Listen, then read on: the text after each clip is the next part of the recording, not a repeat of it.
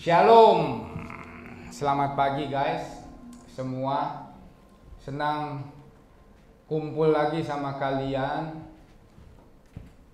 pada kesempatan hari ini, pagi ini. Pagi ini Om mau share satu topik buat kita ya. Yaitu bicara tentang sepenuh hati ya. Wholeheartedly ya.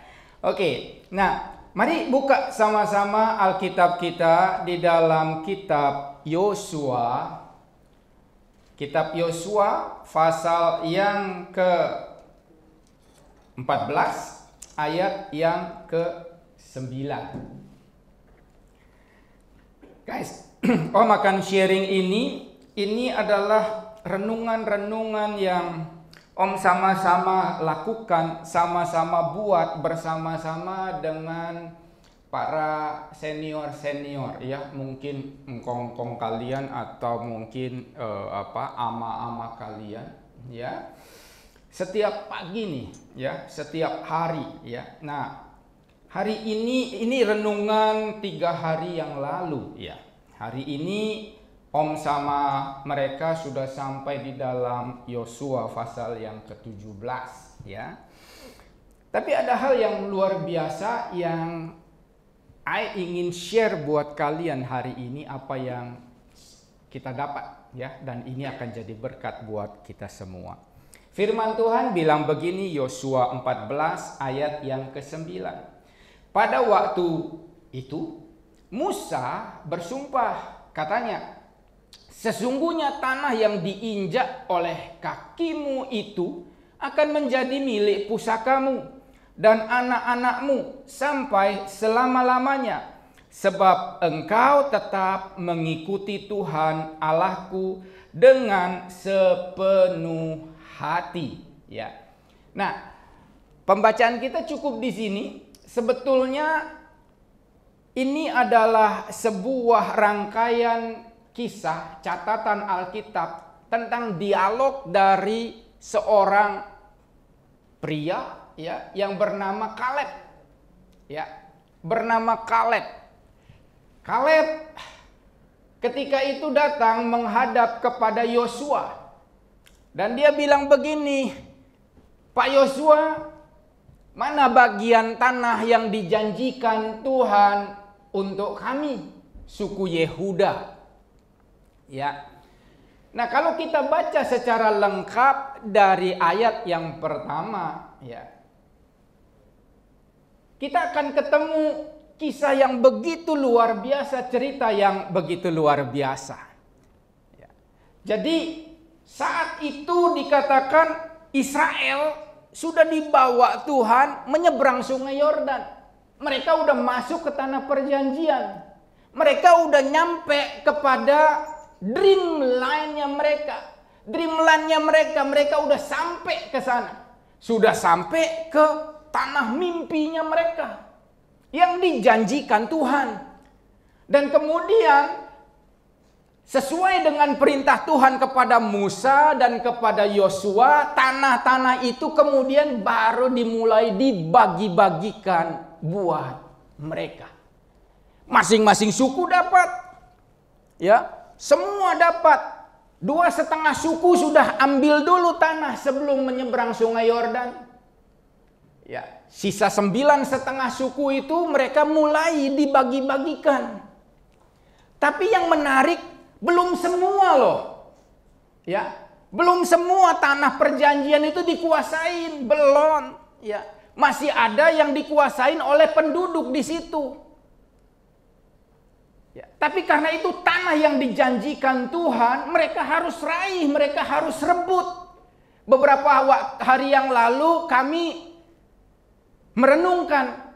Tiba-tiba Tuhan datang kepada Yosua, dia bilang begini, "Yos, kamu itu udah tua. Udah usur. Udah nggak bisa lagi, nggak ada punya kekuatan untuk perang. Tapi masih banyak tanah-tanah yang belum kamu duduki."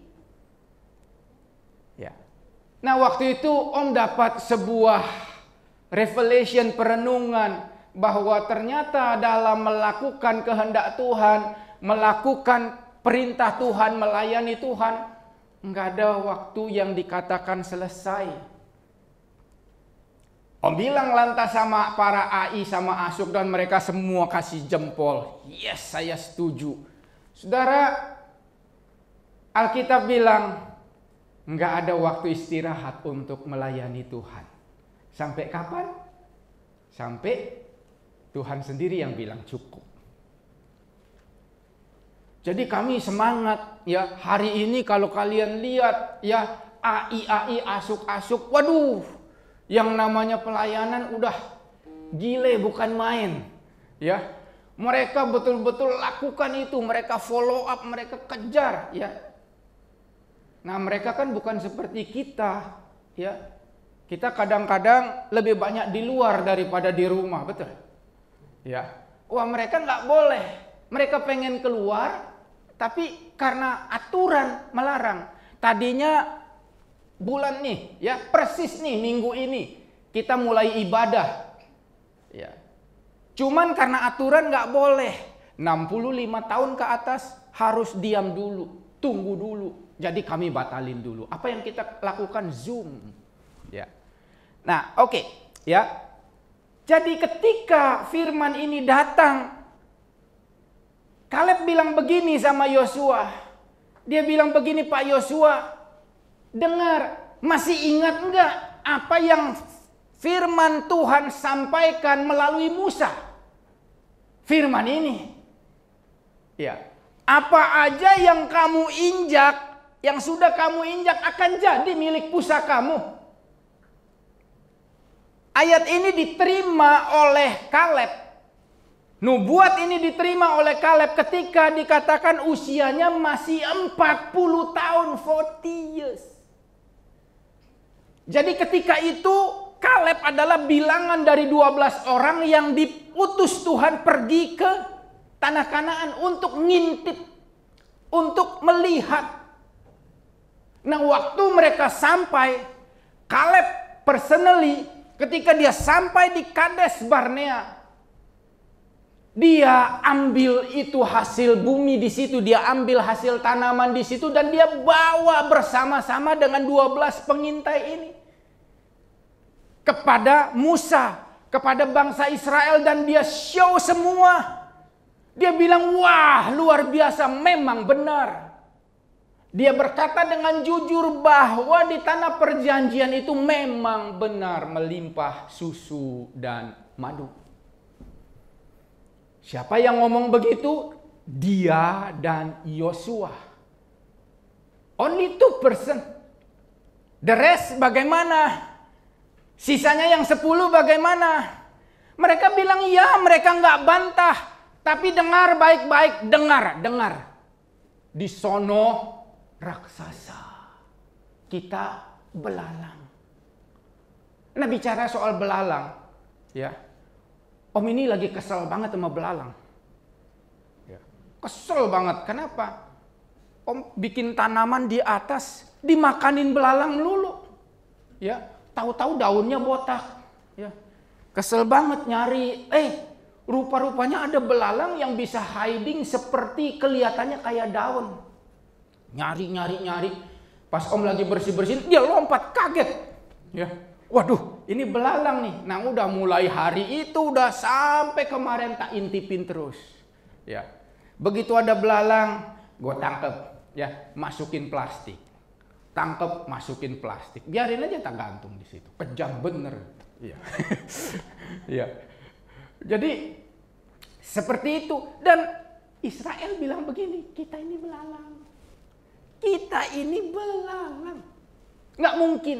Dan itu membuat mereka drop. Semangat mereka habis. Tapi Kaleb bilang begini, enggak. Dengar baik-baik, Tuhan sudah berfirman, kita pasti masuk.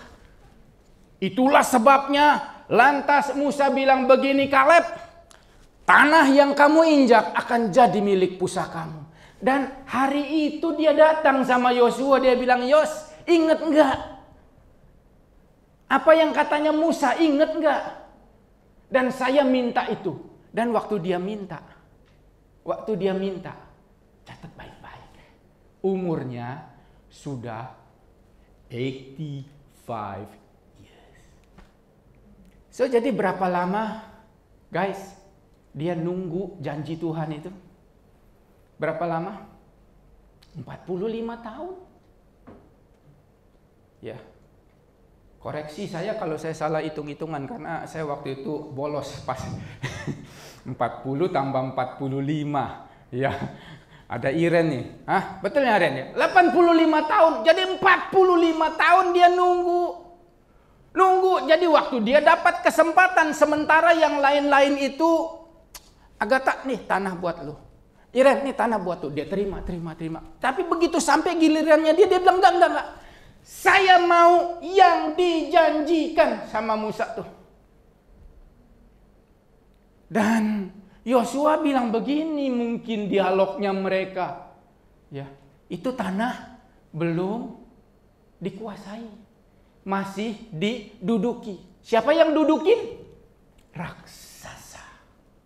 Itulah yang membuat mereka jiper ketika itu. Itu yang membuat Israel gemetar ketika itu. Karena yang dudukin tanah itu raksasa. Dan Kaleb bilang begini, saya mau tanah itu. Karena itu yang dijanjikan Tuhan. Lantas dia bilang begini.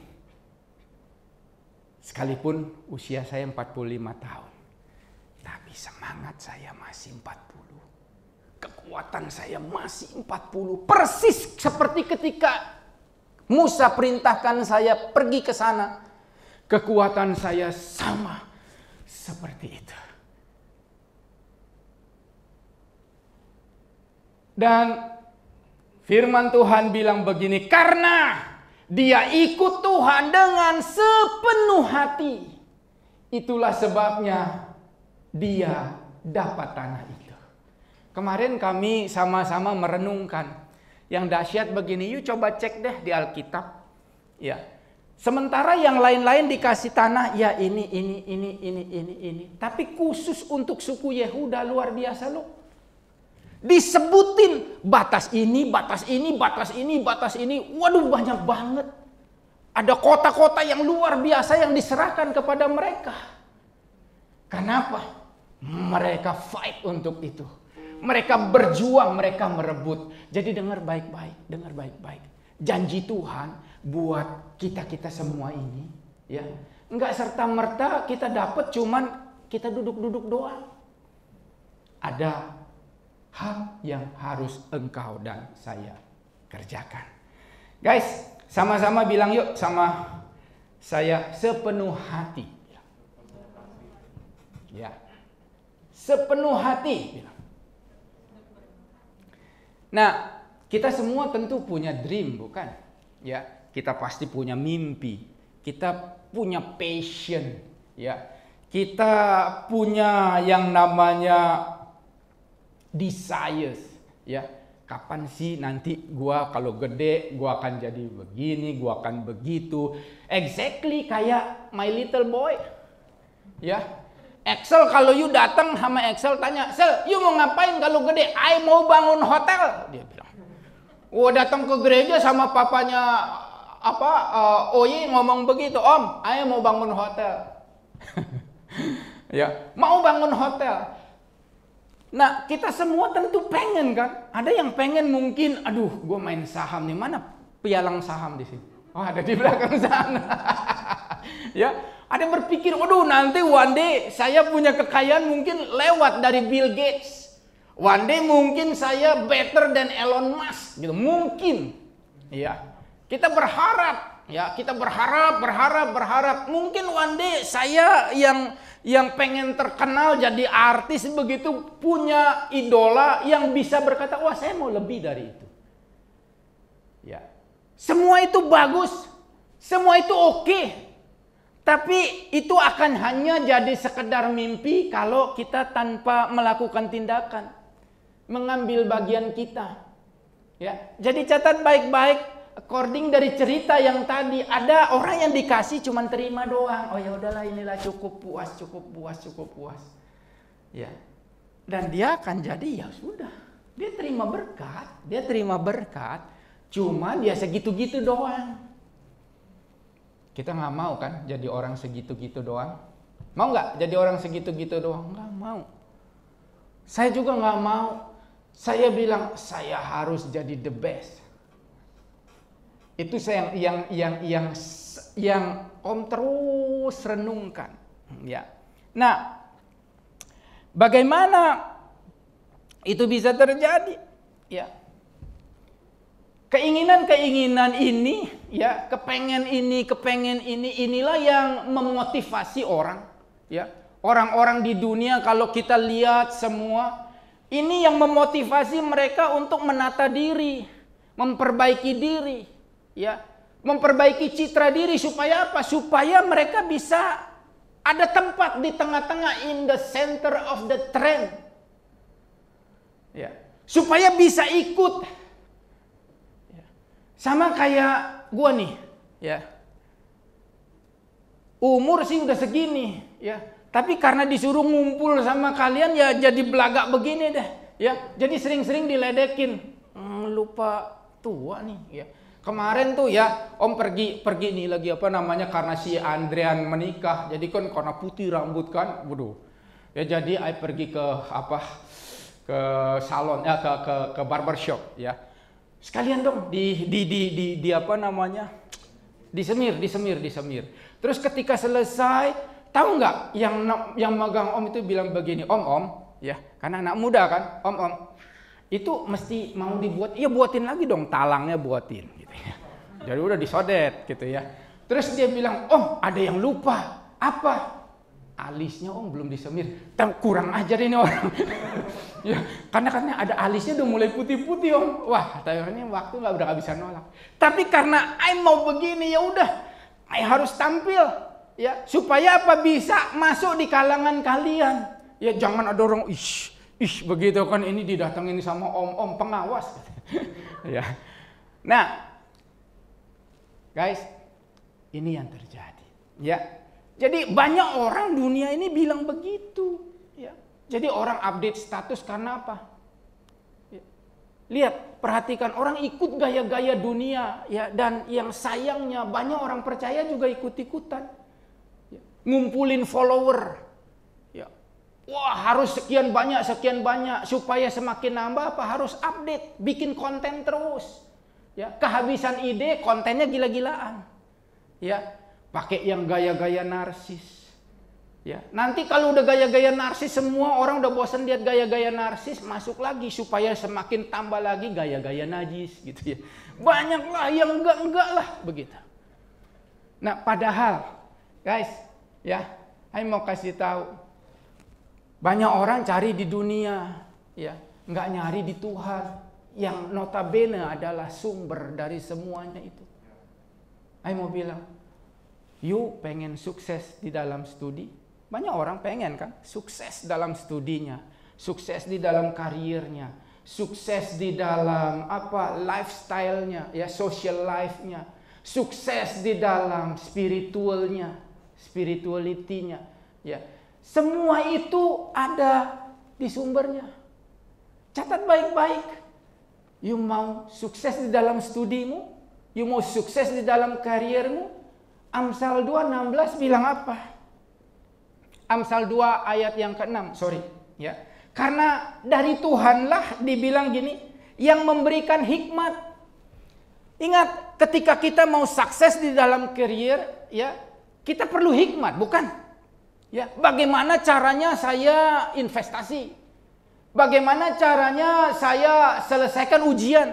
Bagaimana caranya saya memutuskan sesuatu? Kita perlu hikmat. Dan Amsal 2:6 bilang begini, karena Tuhanlah yang memberikan hikmat dan dari mulutnya datang pengetahuan. Ya, dari mulutnya datang pengetahuan. Dari mulutnya datang apa? Kepandaian.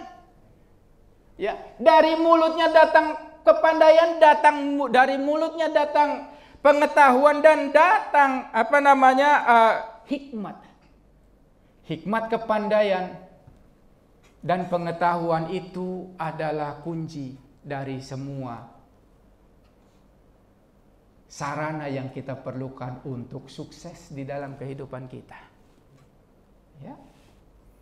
Saudara, yang menarik adalah Om menemukan satu quotes yang ditulis oleh seorang hamba Tuhan. Beliau ini adalah sahabat baik dari Presiden ke-36 Amerika Serikat yang bernama Richard Nixon. Ya, hamba Tuhan ini namanya Norman Vincent Peale. Dia tulis begini. Ya, ketika engkau mendapatkan sesuatu, boleh dia punya quotes, silakan. Ya. Ketika engkau menerima sesuatu, mendapatkan sesuatu, ya, mari lakukan dengan ini Om simpulkan, lakukan dengan segenap hatimu, ya, kerjakan dengan segenap hatimu, dan kamu akan lihat, ya, dari sana akan keluar segala sesuatu yang ajaib, hal-hal yang ajaib akan muncul dari sana. Dan inilah yang dilakukan oleh Kaleb. Waktu dia dengar firman Tuhan. Ketika mereka bersama-sama keluar dari Mesir ketika itu. Ada janji Tuhan. Tuhan menjanjikan tanah Kanaan buat mereka. Firman itu dia pegang. Dia taruh di hatinya. Dan dari hatinya meluap semangat.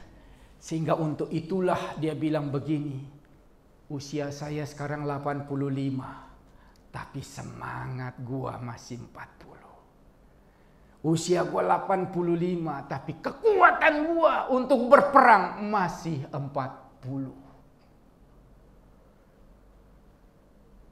Beri aku tanah itu. At that time, raksasa ada di sana. Dan gak tanggung-tanggung, bos. Yang diminta oleh Kaleb apa? Kiryat Arba, Hebron disebut.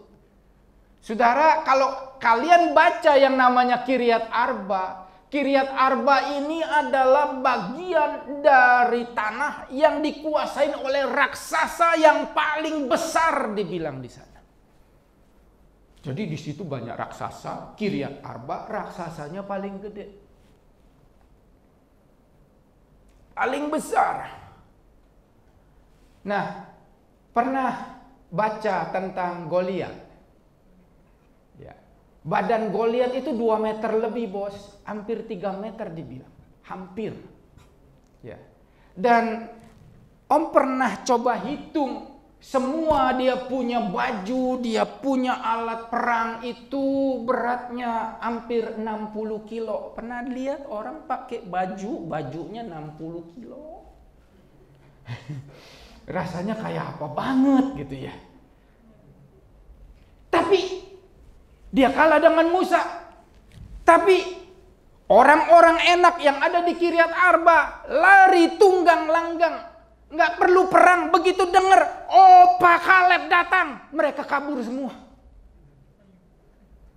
Mereka kabur semua. Begitu dengar, nih Opa Kaleb mau datang, kabur, kosong itu kota. Kaleb duduk aja di situ, ambil di situ. Catat baik-baik. Waktu you punya dream, you punya passion, catat, taruh di hatimu.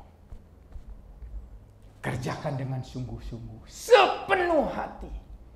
Bukankah kasih Tuhan kepada kita sepenuh hati? Dia naik di atas kayu salib, ganti semua dosaku dan dosamu. Dengar baik-baik. Jangan pernah engkau berpikir hidupmu sukses. Jangan pernah engkau berpikir engkau bisa begitu luar biasa. Kalau engkau tidak kerjakan dengan sepenuh hati. Dan di atas semuanya itu, dengar baik-baik yang seperti firman Tuhan bilang begini. Sebab dari Tuhanlah datangnya apa? Hikmat, pengetahuan, kepandaian. Engkau mau kaya? Firman Tuhan bilang begini. Berkat Tuhanlah yang menjadikan orang kaya. Susah payah enggak dapat menambahinya. Dengar itu. Jadikan itu modal. Jadi kesuksesan engkau di dunia ini bukan ditentukan dengan cara dunia. Tapi kalau ada Yesus, ada Tuhan di dalam hidupku, di dalam hidupmu. Dari 2 juta orang yang keluar bersama-sama dengan Kaleb dan Yosua ke Mesir, dari Mesir ke tanah Kanaan.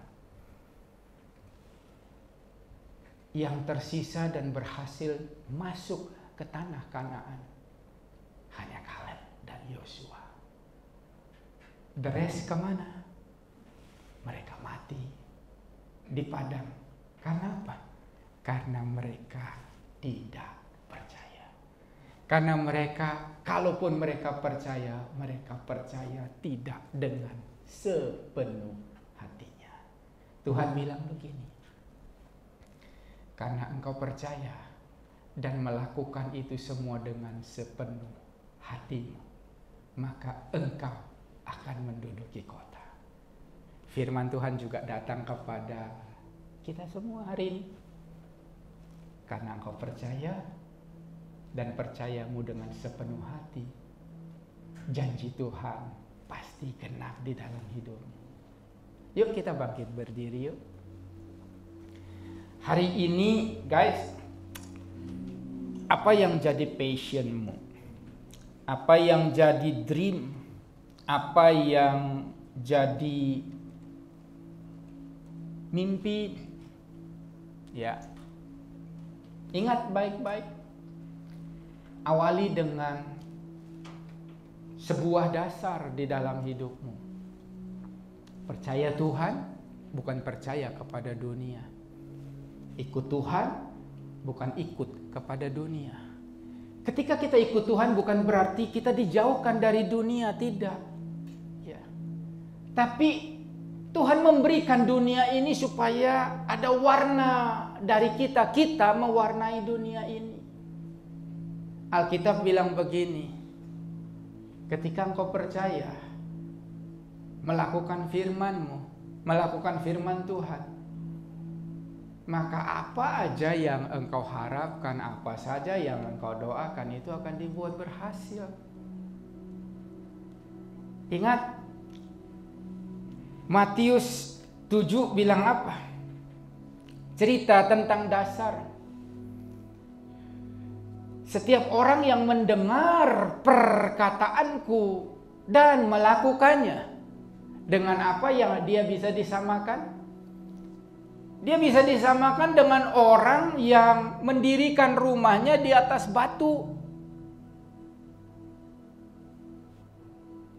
Dan kemudian rumah itu akan mengalami ujian. Bukankah hidup kita seperti itu di dunia ini? Kita berhadapan dengan banyak ujian. Di sekolah kita punya ujian. Di pekerjaan kita punya ujian. Di kehidupan bermasyarakat kita punya ujian. Kalau bukan karena masalah dari diri kita, masalah dari luar, ujian itu datang. Corona tiba-tiba. Ya, hari ini dunia sedang terancam dengan mungkin perang. Ya, perang dunia ketiga bisa jadi, ya. Dan sebelum itu mengawali udah mulai nih krisis. Ya. Ibu-ibu kita mah enak-enak, ya pokoknya terima makan gitu. Ya. Di rumah ibu-ibu kita mulai kelabakan, minyak goreng kagak ada. Ya. Dan semuanya tiba-tiba hilang, daging tiba-tiba melompat, ya harganya. Banyak komoditi yang tiba-tiba hilang. Presiden kita bahkan bilang begini, ya tidak bisa dihindari, akan naik terus. Karena apa? Ini global. Ya. Masalah tetap ada. Nah, rumah itu diuji dari begitu. Om kemarin di atas, ya di roof, waduh ngerasain yang namanya angin kencang itu. Ya. takut juga. Dan itu rumah diuji dengan itu. Kita yang di dalamnya mah tenang-tenang aja. Nggak berasa apa-apa. Ya. Dan kemudian selain itu ada badai. Ya, itu ujian-ujian. Dan Tuhan bilang begini, dengan apa dia disamakan? Dia sama seperti orang yang mendirikan rumahnya di atas batu. Jadi ketika badai datang dia kokoh berdiri. Berbanding lurus dengan orang yang dengar suara Tuhan tapi nggak mau ngelakuin. Dia seperti orang yang mendirikan rumah. Sama kita terima firman, seolah-olah kita hafal firman, ya. Kita tahu, oh yang diomongin itu ya gue udah tahu. Dia sama dibilang oleh Tuhan mendirikan rumahnya di atas landasan pasir. Nah, kapan itu akan hancur? Ketika ujian datang. Makanya ketika ujian datang, corona datang, orang-orang percaya yang takut. Mereka lebih percaya corona daripada percaya Tuhan. Om bilang begini, corona memang berbahaya. Tapi corona tidak akan kena kepada kita. Dan kalaupun kena, ada perlindungan Tuhan. Ada covering Tuhan. Buat kita semua. Jadi mari kita percaya kepada Tuhan. Belajar untuk percaya kepada Tuhan. So, hari ini mari dasari iman percayamu. Dengar firman, lakukan. Dengan apa? With your whole heart. Dengan segenap hatimu, sepenuh hatimu. Amin. Yuk tundukkan kepala. Bapa di surga, kami mau mengucap syukur buat hari ini. Terus Engkau berbicara di dalam hidup kami. Tuhan, biar Engkau mengarahkan kami untuk semakin hari semakin mengerti akan isi hati Tuhan. Dan ketika kami mengerti isi hati Tuhan, bawa kami untuk kami melakukannya dengan sepenuh hati, supaya kami bisa melihat berkat Tuhan terjadi di dalam kehidupan kami. Dalam nama Yesus kami berdoa. Haleluya.